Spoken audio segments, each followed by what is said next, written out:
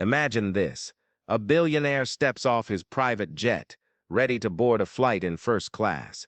But then he spots a war veteran sitting in economy. What happens next will leave you speechless, and it's not just about the seat swap. You've probably heard of MrBeast.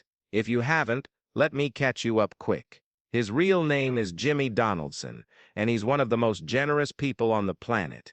He gives away millions, yes, millions, to strangers, builds free houses for families in need, and even opens burger shops where everyone eats for free. But this story isn't about any of that. This is about something that happened when MrBeast wasn't filming one of his famous videos. It was during a quiet moment, far from the cameras, when no one expected anything big to go down. Picture it, MrBeast walks into an airport lounge, looking like your average traveler. Well, as average as someone who wears designer clothes and carries a phone worth more than some cars can look. He boards the plane, takes his first-class seat, and gets ready to relax.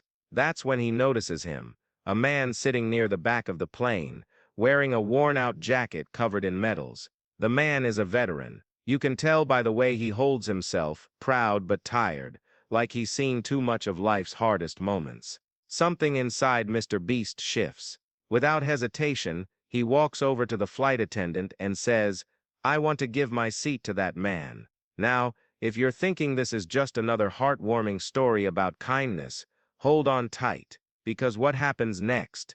It's going to blow your mind. So, MrBeast swaps seats with the veteran. The man looks surprised at first, maybe even a little embarrassed, but after some convincing, and probably a lot of charm from MrBeast, he finally agrees to take the upgrade. He settles into the plush leather seat, and you can see the relief wash over him. Now, here's where things start getting interesting. As the plane takes off, MrBeast strikes up a conversation with the veteran. Turns out, this guy has been through hell. His name is Alex, and he served 2 tours overseas. When he came home, everything fell apart. His wife left him, his business failed, and now he travels across the country doing odd jobs just to make ends meet.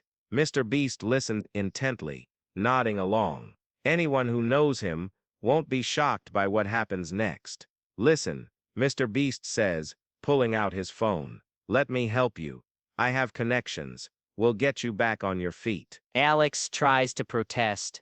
No, I don't want charity. I've survived worse. But MrBeast isn't hearing it. He starts making calls right there in the middle of the flight. First, he contacts a friend who owns construction companies. Within minutes, he secures Alex a job interview. Then, he calls another buddy who runs a housing nonprofit. By the time they land, Alex has a potential job lined up and a place to stay. Sounds like a happy ending, doesn't it? But remember what I said earlier, this isn't just a feel-good story. Not yet anyway. As they're about to part ways at baggage claim, something strange happens. A woman approaches them. She's dressed in a sharp suit, holding a briefcase. At first glance, she looks like any other traveler rushing to catch her next flight. But then she stops dead in front of MrBeast and Alex. "I couldn't help but overhear," she says, glancing between them. "You're Jimmy Donaldson, aren't you?" MrBeast nods cautiously. "Yeah, that's me." The woman smiles, but it doesn't reach her eyes. "Good, because I think you should know someone's watching you." The words hit like a punch to the gut. MrBeast freezes. Alex steps closer, protective instincts kicking in. "What are you talking about?" She opens her briefcase and pulls out a folder filled with photos. Photos of MrBeast leaving his house, entering restaurants, meeting friends, even photos of Alex from before today, from when he was still working odd jobs in small towns. "This was delivered to my office this morning," she explains. "It came with instructions to give it to you personally. Whoever sent this knows exactly where you are, what you do, and who you care about." For once, MrBeast doesn't have an answer. His confident grin falters. For the first time ever, the man who always seems untouchable looks scared. And that's when Alex notices something chilling. One of the photos shows him boarding the plane earlier today, but in the background, there's a figure in a hoodie, staring straight at the camera. MrBeast grabs the folder, flipping through the photos with a mix of disbelief and growing anger. Who sent these? He demands, his voice sharper than usual. The woman shrugs, her expression unreadable. No return address. No note. Just this. She points to a single line scribbled on the back of one photo. Do you really think your money can fix everything? The words linger in the air like smoke. Alex steps forward, his military instincts kicking in. This isn't random, he says firmly. Someone's sending a message, and it's not just about you. It's about everyone you try to help. MrBeast glances at him, realization dawning. Could it be possible? Has his generosity somehow made enemies? People who resent the attention he brings, or the lives he changes, or is this something darker, something personal? Before they can figure it out, The woman abruptly turns and walks away, disappearing into the crowd before either of them can stop her. MrBeast stares after her, gripping the folder tightly. For a moment, it feels like the entire world has shifted beneath their feet. Alex breaks the silence. What are you going to do now? MrBeast hesitates. Normally he'd brush off threats like this. After all, he's faced plenty of online trolls and critics before. But this feels different. This isn't just trolling, it's calculated. Dangerous. Whoever is behind this knows exactly how to push buttons, and they've already proven they're watching every move. I don't know. MrBeast admits quietly. It's rare to hear him sound so uncertain, but I can't let this stop me. If I do, then they win. Alex nods, determination hardening his features. Then we deal with it together. You saved my life today. Not just with the seat swap, but with everything else. I've got your back. For a brief second, the tension eases. Then, as they step outside the airport, a black SUV screeches to a halt right in front of them. Tinted windows roll down slowly, revealing nothing but darkness inside. A voice speaks from within the vehicle, cold and mechanical. You should have stayed out of things that don't concern you, Jimmy. And just like that, the SUV speeds off, leaving both men stunned. As they stand there, trying to process what just happened, MrBeast turns to Alex with a grim look. This is bigger than us, he says. Whatever this is, they're not messing around. Alex swallows hard. So what's the plan? MrBeast clenches his fists, resolve flashing in his eyes. We find out who's behind this, before they hurt anyone else, but before they can take another step. A text message pings on MrBeast's phone. He opens it, his face draining of color. On the screen is a single sentence. Check your bank account. He pulls up his banking app and freezes. Every last penny is gone. The man who gave away millions suddenly had nothing left. But losing his fortune was only the beginning, because the real danger was closer than he ever imagined. MrBeast stares at his phone, the numbers glaring back at him like a cruel joke. $0. Gone. Every penny he worked so hard to earn vanished in an instant. His hands tremble slightly as he scrolls through transaction logs. But there's nothing unusual. No withdrawals, no transfers. It's as if his money never existed in the first place. What does this even mean? Alex asks, peering over his shoulder. It means someone hacked me, MrBeast mutters, anger bubbling beneath his calm exterior. But not just anyone. Someone who knows exactly how to erase every trace of what they've done. Alex grabs his arm, pulling him toward the parking garage. We need to move. Now. Whoever did this isn't done yet. They jump into a cab, heading straight for MrBeast's lawyer's office downtown. If anyone can figure out what happened, it's his team. But when they arrive, the building is eerily quiet. The receptionist looks up, startled to see them. Mr. Donaldson, she exclaims, her voice tinged with panic.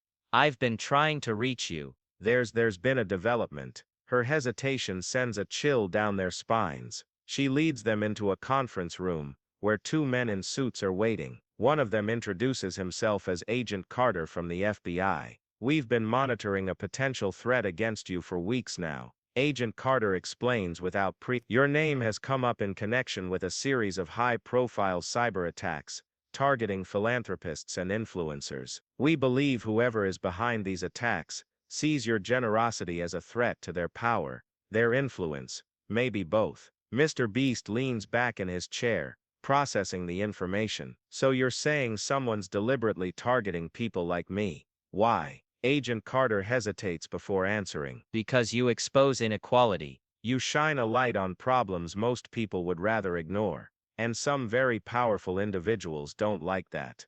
The pieces start falling into place. This wasn't about revenge or jealousy. It was bigger than that. Someone out there didn't want stories of hope and kindness spreading. They wanted fear and control instead. But before MrBeast can ask more questions, another text message arrives. This time, it's addressed to Alex. Tell Jimmy to stop digging, or the veteran pays the price. Alex's face goes pale. He shows the message to MrBeast, who slams his fist on the table. Hen. That's it, he growls. Whoever this is, they've gone too far. With the help of the FBI, MrBeast and Alex begin piecing together clues. They discover that the black SUV spotted earlier belongs to a shell company linked to a shadowy organization known only as Obsidian. Rumors suggest Obsidian specializes in dismantling movements they deem disruptive, whether it's activists, charities, or public figures, challenging the status quo. Their investigation takes them to an abandoned warehouse on the outskirts of town.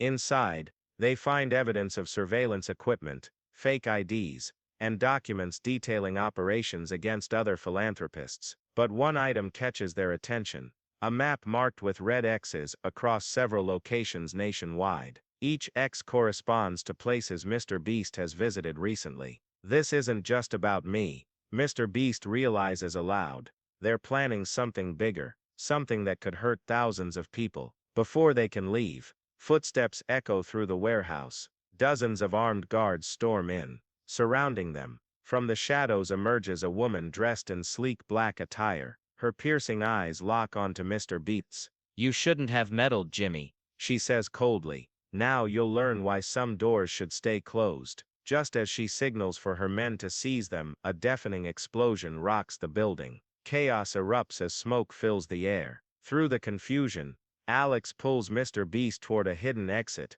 shouting, "Run!" They barely escape with their lives, collapsing onto the pavement outside. Breathing heavily, MrBeast turns to Alex. Who the hell was that woman? Alex shakes his head, equally shaken. I don't know. But we can't fight this alone anymore. We need reinforcements. As the dust settles, one thing becomes clear. MrBeast has made enemies far beyond anything he ever imagined. But the real question remains: who will strike next? And will he survive long enough to stop them? The night is cold, but neither MrBeast nor Alex feels it.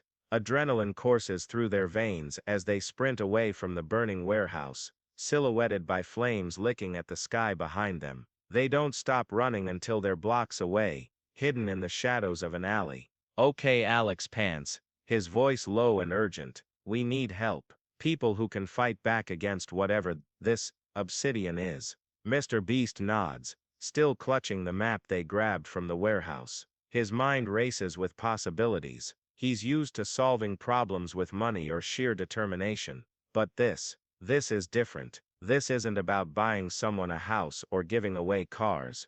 It's about survival. Hen. "I know someone," he says finally. "A tech genius I've worked with before. If anyone can figure out what we're dealing with, it's her. Her name is Riley Chen, and she's one of the brightest minds in cybersecurity." Within hours, they track her down at a hacker convention on the other side of the city. She's young. Barely in her mid-20s, but her reputation precedes her. When MrBeast explains the situation, she doesn't hesitate. "This is insane," Riley mutters, scanning the documents they brought from the warehouse. Her fingers fly across her laptop keyboard as lines of code flash on the screen. "But not impossible. Whoever hacked you didn't just steal your money. They redirected it into offshore accounts controlled by shell companies. Same MO as Obsidian." She pauses, glancing up at them. "You realize this means war, right? Once we start digging deeper, they'll come after us harder."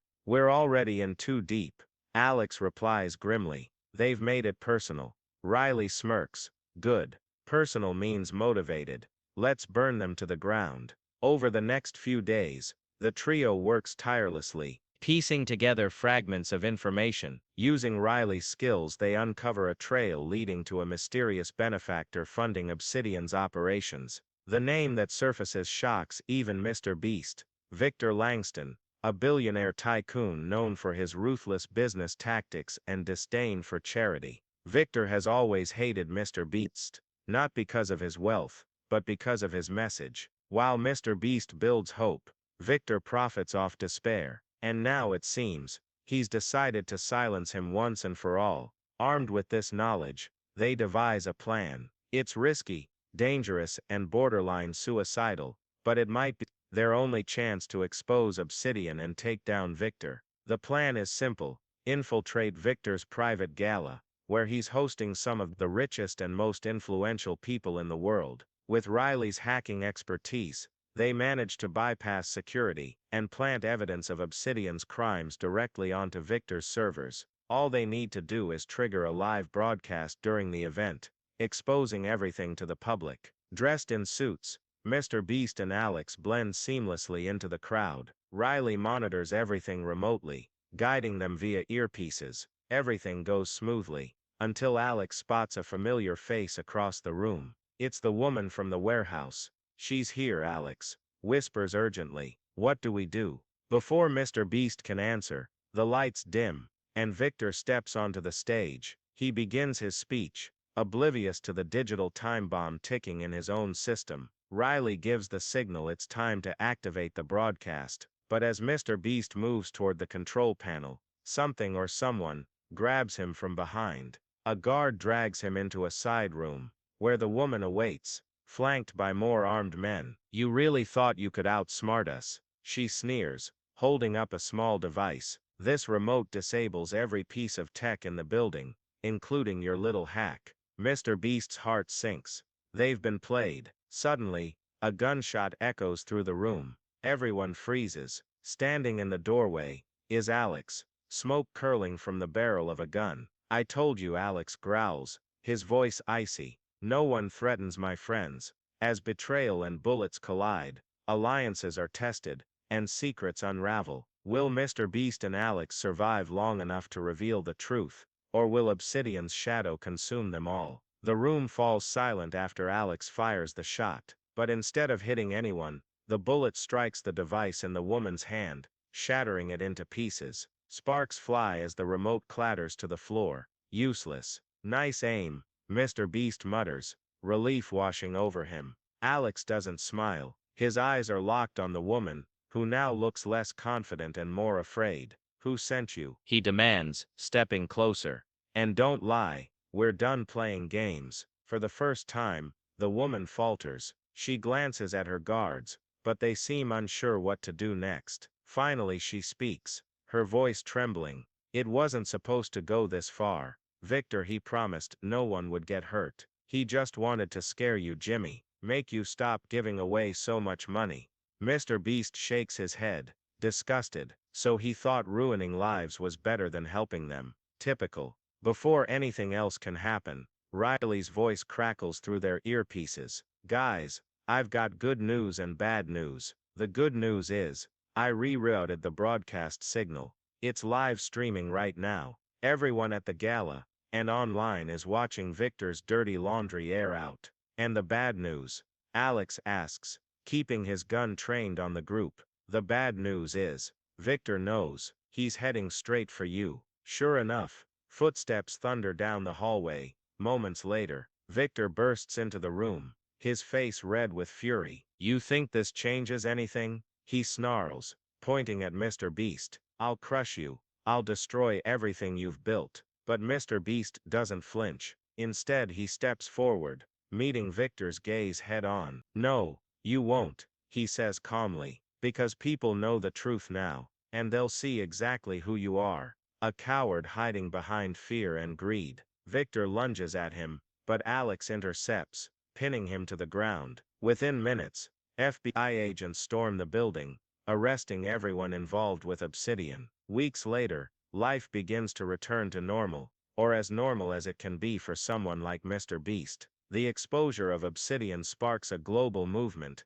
inspiring others to stand up against corruption and inequality. Donations pour in from around the world, allowing MrBeast to expand his charitable efforts even further. As for Alex, he becomes an unexpected hero. With MrBeast's help, he rebuilds his life, finding purpose in protecting those who can't protect themselves. Together, they form a foundation dedicated to supporting veterans and fighting injustice wherever it arises. In a quiet moment, sitting on a beach far from the chaos, MrBeast looks out at the horizon. You know, he says to Alex, for a while there, I thought I'd lost everything. Alex smiles, tossing a pebble into the waves. Sometimes losing everything is how you find out what really matters. MrBeast nods, feeling a sense of peace he hasn't felt in years. For all the danger, heartache, and uncertainty, one thing remains clear. Kindness will always win, even if it has to fight tooth and nail to do it. From darkness comes light, and from despair rises hope. But for MrBeast, this is only the beginning. What challenges await him next? Stay tuned.